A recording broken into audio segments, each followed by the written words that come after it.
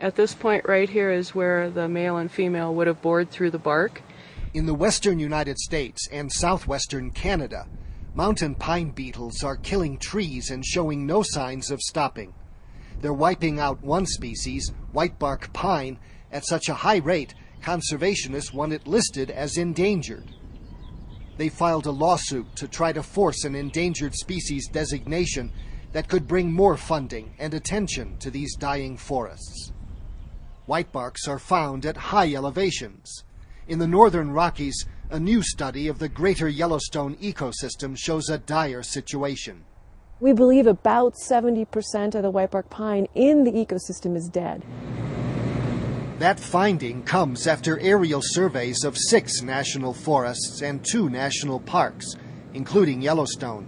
The pines are not commercially valuable. They're too shrubby and out of reach for most timber companies. But their loss could harm downstream farmers.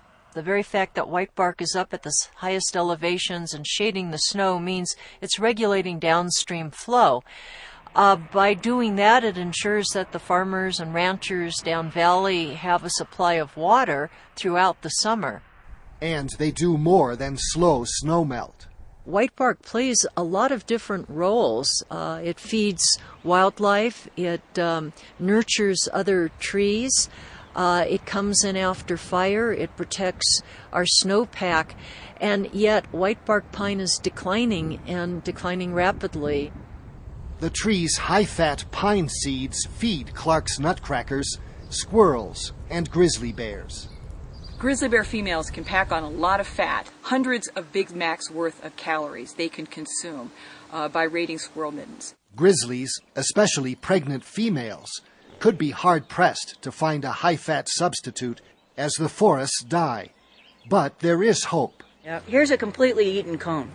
The projects we've been working on are collecting seeds, so collecting cones. That's been our big focus lately because we are afraid that we're going to lose a lot of our genetic diversity.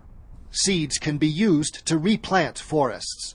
Managers can also try to keep whitebarks alive by protecting them from beetles and wildfire. But that can get expensive. We don't get appropriated dollars, obviously, because it's not a commercial species, for one, but it's also a species that's not on a lot of people's radar screen right now. That's one thing those who care about these trees hope to change. For This American Land, I'm Gary Stryker.